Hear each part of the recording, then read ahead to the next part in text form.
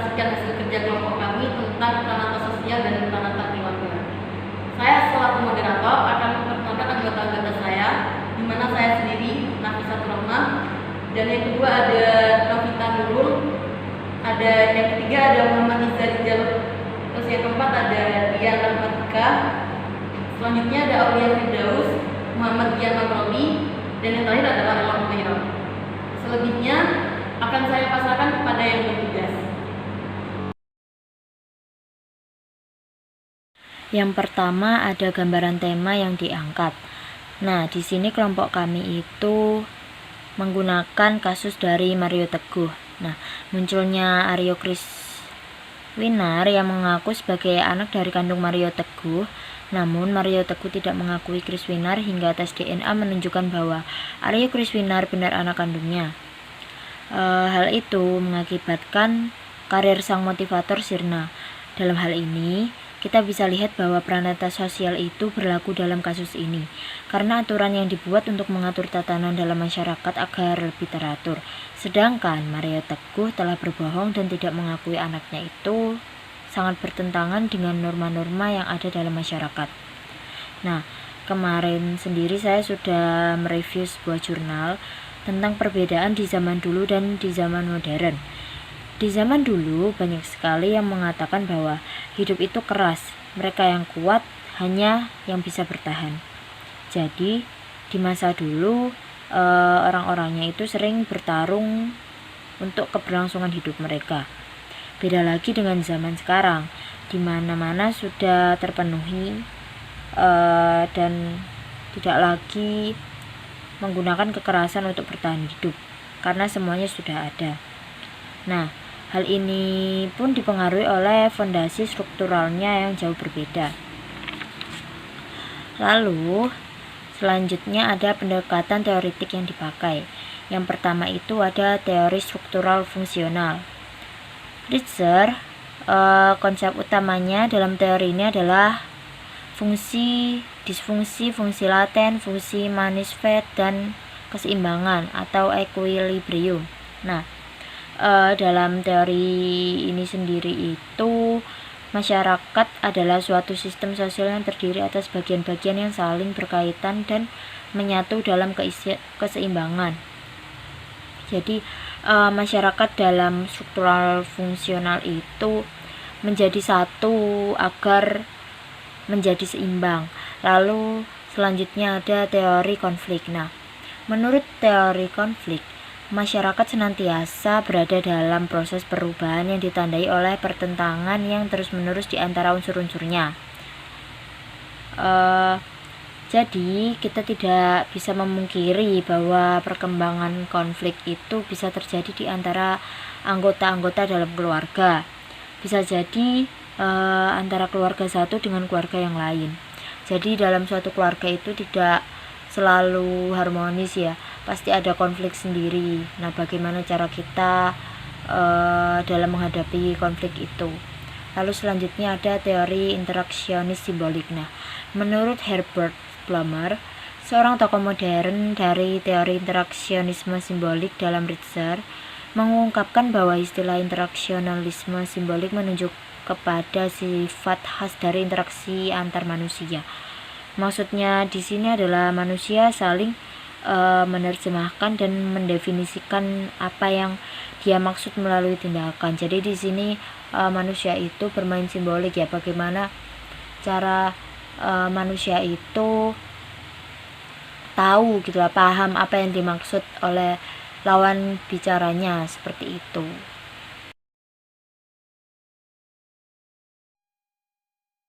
Selanjutnya, metode pengumpulan data, di mana pada metode ini kami menggunakan teknik dokumentasi, yaitu menggali, mengumpulkan, dan mengkaji, kemudian mempelajari tulisan-tulisan penting yang ada di jurnal-jurnal. Selanjutnya, pembahasan dari peranata sosial. Yang pertama itu pengertian peranata sosial, di mana menurut Kuncharaningrat, mengungkapkan bahwa lembaga sosial atau pranata sosial adalah suatu sistem tata kelakuan dan hubungan yang terpusat pada aktivitas-aktivitas khusus dalam kehidupan masyarakat. Jadi yang kedua, proses timbulnya pranata sosial. Jadi pranata sosial itu tidak terbentuk secara tiba-tiba, tetapi melalui proses yang panjang. Proses yang pertama yaitu norma-norma masyarakat, dan yang kedua pengendalian sosial. Jadi proses timbulnya pranata sosial melalui norma-norma masyarakat itu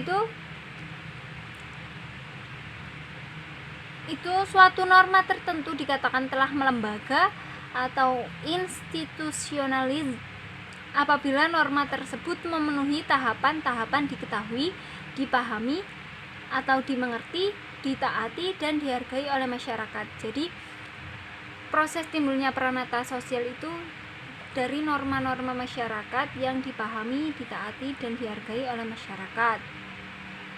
Yang kedua, pengendalian sosial atau social control. Jadi pengendalian sosial itu dapat diartikan sebagai segala proses baik yang direncanakan maupun tidak yang bersifat mendidik, mengajak, atau bahkan memaksa warga-warga masyarakat agar mematuhi norma-norma yang berlaku. Jadi pengendalian sosial ini dapat dilakukan oleh individu terhadap individu lainnya atau mungkin dilakukan oleh individu terhadap satu kelompok sosial. Dipandang dari sudut sifatnya, pengendalian sosial itu terdiri atas pengendalian sosial bersifat preventif dan pengendalian sosial bersifat represif. Pengendalian sosial bersifat preventif. Jadi pengendalian sosial ini merupakan suatu usaha pencegahan terhadap terjadinya gangguan-gangguan pada keserasian antara kepastian dan keadilan. Misalnya menyelenggarakan penyuluhan terhadap bahaya penggunaan narkoba di kalangan siswa SMA. Setelah para siswa memahami tentang bahaya penggunaan narkoba, jadi mereka itu diharapkan menjauhi penggunaan narkoba. Itu termasuk contoh pengendalian sosial bersifat preventif. Yang kedua, pengendalian sosial bersifat represif. Jadi pengendalian sosial ini dilakukan setelah kejadian berlangsung. Misalnya polisi menangkap pengedaran pemakai narkoba. Jadi itu contoh pengendalian sosial bersifat represif. Dilakukan setelah kejadian berlangsung.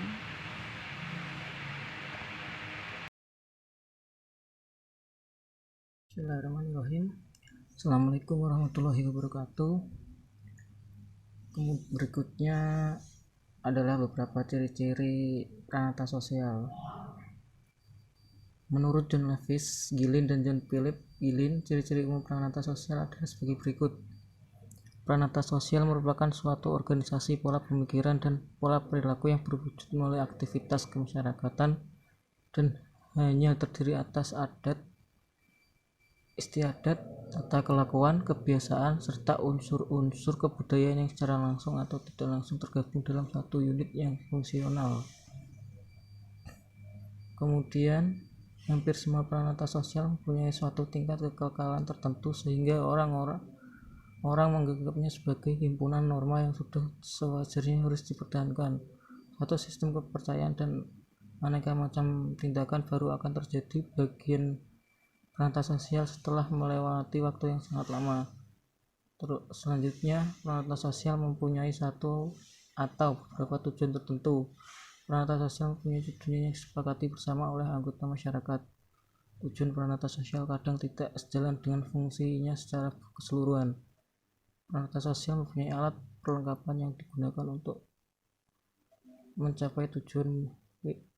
Misalnya, mesin produksi pada sebuah pabrik merupakan sasaran dalam pranata ekonomi untuk menghasilkan barang. Kemudian pranata sosial biasanya memiliki lambang-lambang tertentu yang secara simbolis menggambarkan tujuan dan fungsinya. Setiap pranata sosial pada umumnya memiliki lambang-lambang atau simbol-simbol yang terwujud dalam tulisan, gambar yang memiliki makna serta menggambarkan tujuan dan fungsi pranata yang bersangkutan.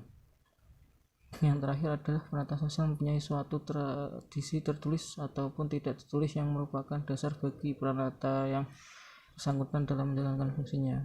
Tradisi tersebut merumuskan tujuan dan tata tertib yang berlaku.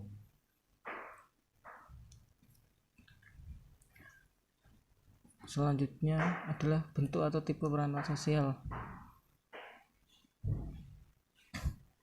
Dalam kehidupan masyarakat terdapat berbagai macam peranata sosial, di mana satu dengan yang lain sering terjadi adanya perbedaan-perbedaan maupun persamaan-persamaan tertentu. Menurut John Gillin dan J.P. Gillin 1994, bahwa peranata sosial itu diantaranya dapat diklasifikasikan menurut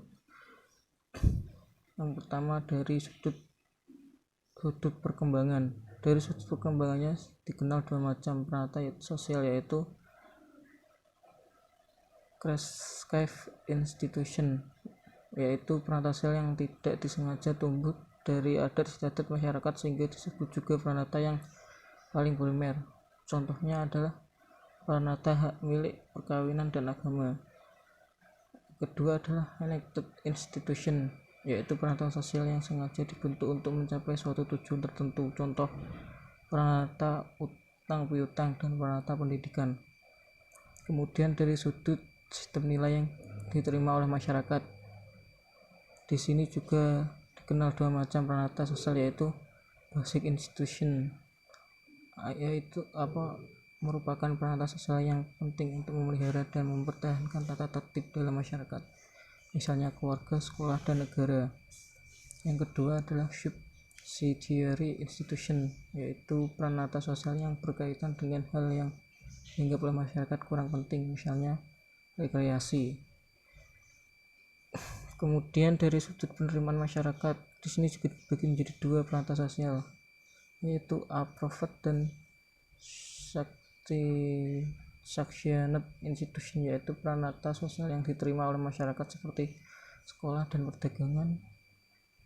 Yang kedua adalah unsanctioned institution, yaitu peranata sosial yang ditolak oleh masyarakat meskipun masyarakat tidak mampu memberantasnya, misalnya pemerasan, kejahatan, dan pencolongan.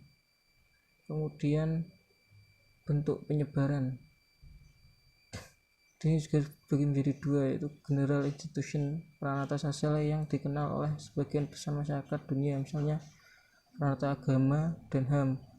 Yang kedua restricted institution, peranata sosial yang hanya dikenal oleh sebagian masyarakat tertentu, misalnya peranata agama Islam, Katolik, Protestan, Hindu, dan lain-lain. Yang terakhir dari sudut fungsi, di sini juga dibagi menjadi dua, yaitu yang pertama operative institution, yaitu peranata sosial yang berfungsi menghimpun pola-pola atau cara-cara yang diperlukan untuk mencapai tujuan dari masyarakat yang bersangkutan, misalnya peranata industri. Yang kedua adalah regulative institution, yaitu peranata sosial yang bertujuan mengawasi adat istiadat atau tata kelakuan yang ada dalam masyarakat, misalnya peranata hukum seperti kejaksaan dan pengadilan. Terima kasih. Assalamualaikum warahmatullahi wabarakatuh. Selanjutnya adalah bentuk atau tipe peranata sosial. Ditinjau dari sudut perkembangannya, bentuk atau tipe dari peranata sosial dibagi menjadi dua. Yang pertama yaitu Crescent institution, di mana peranata sosial ini tidak disengaja tumbuh dari adat istiadat masyarakat, seperti contohnya itu seperti perkawinan, agama, dan lain-lain. Yang kedua adalah enacted institution, itu di mana peranata sosial ini sengaja dibentuk untuk mencapai suatu tujuan tertentu. Contohnya adalah peranata utang piutang, peranata pendidikan. Kemudian dilihat dari sudut sistem nilai yang diterima oleh masyarakat, bentuk atau tipe peranata sosial ini dibagi menjadi dua, yaitu basic institution, di mana peranata sosial ini sangat penting untuk memelihara dan mempertahankan tata tertib dalam masyarakat seperti keluarga, sekolah, dan negara.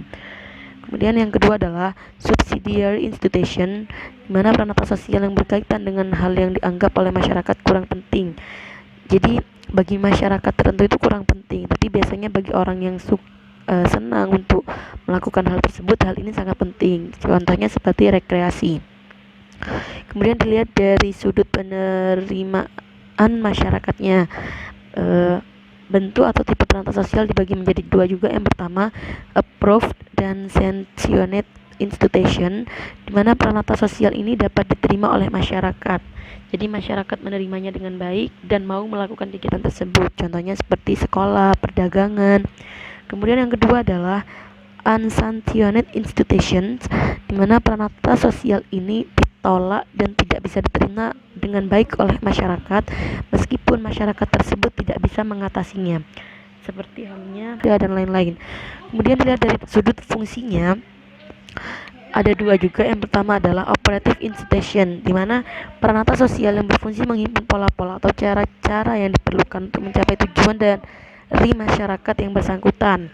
Jadi ada tujuan tertentu, fungsinya untuk menghimpun pola-pola atau cara-cara yang diperlukan, seperti peranata industri. Kemudian yang kedua adalah regulative institution, di mana peranata sosial bertujuan mengawasi adat istiadat atau tata kelakuan yang ada dalam masyarakat. Misalnya peranata hukum seperti kejaksaan dan pengadilan. Kemudian bab yang selanjutnya adalah fungsi dari peranata sosial. Menurut Surjono, ada beberapa fungsi dari peranata sosial, yaitu yang pertama, memberikan pedoman pada anggota-anggota masyarakat bagaimana mereka harus bersikap atau bertingkah laku dalam menghadapi masalah-masalah yang muncul atau berkembang di lingkungan masyarakat, termasuk yang menyangkut hubungan pemenuhan kebutuhan. Jadi pedoman tersebut digunakan untuk bagaimana masyarakat harus bertingkah laku. Kemudian yang kedua adalah menjaga keutuhan masyarakat yang bersangkutan, seperti sosialisasi, communication gitu. Dan yang terakhir adalah memberikan pengarahan kepada masyarakat untuk mengadakan sistem pengendalian sosial, yaitu sistem pengawasan masyarakat terhadap anggota-anggotanya, seperti memberi nasihat kepada masyarakat. Dan untuk selanjutnya akan dijelaskan oleh teman saya.